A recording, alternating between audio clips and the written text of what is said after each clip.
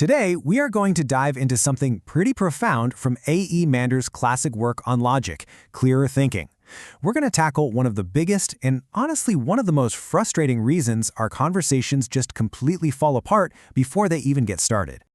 Oh, you know the feeling, right? You're in a debate, maybe it's about something really important to you, but you're just talking past each other. It feels like you're slamming your head against a brick wall. The other person isn't listening, nothing's getting solved, and honestly, it's just exhausting. And what do? Naturally, we blame the other person. We think they're being stubborn or they're just not logical. But Mander points out a much deeper problem. We just assume that when we use a word, it means the exact same thing to everyone else. And that one little assumption, that's where it all begins to crumble.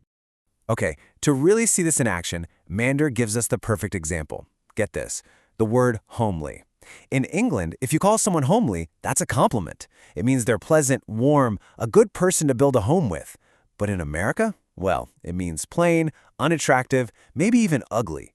I mean, think about that. One word, two countries, completely opposite meanings. Can you imagine the misunderstanding that would cause? So this isn't just about some awkward social mix-up. This complete breakdown in what words mean has really serious consequences. In fact, it's the very reason why so many of our important discussions are just totally pointless. Because when we're not using words in the same way, we aren't actually debating the same topic. It just looks like we are. We're really just talking about two different ideas while, using the same label. So we think we're disagreeing about an issue when the real disagreement is just about what a word means. And Mander really drives this point home. He doesn't say some arguments are futile. He says the great majority. That's huge. And it just so brilliantly illustrates the root of the problem. We think we're on the same page because the words sound the same, but really, we're in completely different books. I absolutely love this analogy from him. Why would it be better? Well, because if two people were speaking totally different languages, they would know they don't understand each other, right? They'd immediately realize, hey, we need a translator. The real danger is when we think we understand each other, but we actually don't. That's when confusion starts masquerading as disagreement. Now, this problem gets way worse with certain kinds of words. It's like there are these semantic minefields out there, and we need to know how to spot them before we step right into them. Think about it. If you and I disagree about what an elephant is, well, that's an easy fix. I can take you to a zoo and point to one. It's a concrete thing. But what about the words we use for all the big, important ideas? You can't point to them. They only exist as concepts in our heads, and that's where the meanings really start to drift apart. So let's just pause on this for a second. When you hear the following words, what do they actually mean to you? And are you 100% certain your definition is the same as your neighbor's, or your boss's, or even your best friend's? Look at this list from Mander. Just take the word liberty.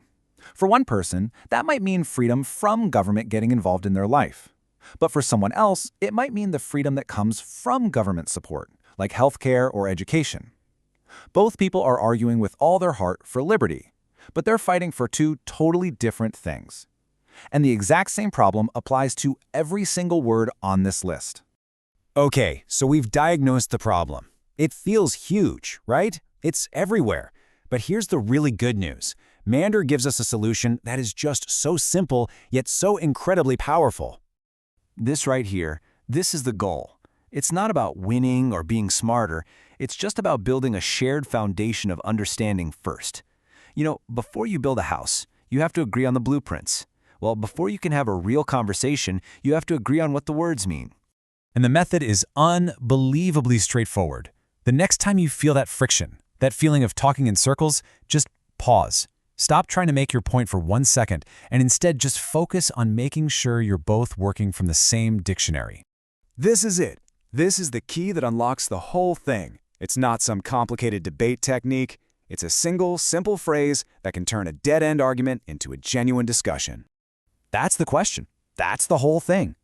When someone uses one of these big, abstract words like freedom or justice or progress, instead of jumping in to argue, you just calmly and genuinely ask them, what do you mean by that? And this part is so important. The tone you use here is everything. You're not attacking them. You're not trying to trap them. You are genuinely trying to get clear. You're basically saying, hey, I really want to understand where you're coming from, so please help me see what this word means to you. It completely changes the dynamic from a battle into a collaboration. So, as we wrap this up, I want you to think about it. What's that one recurring argument you have with a family member? That frustrating debate you see online? That meeting at work where it feels like everyone's on a different planet? What would happen? How might things change if you just paused and asked that one simple, powerful question? It's a small key, but believe me, it unlocks the door to so much clearer thinking.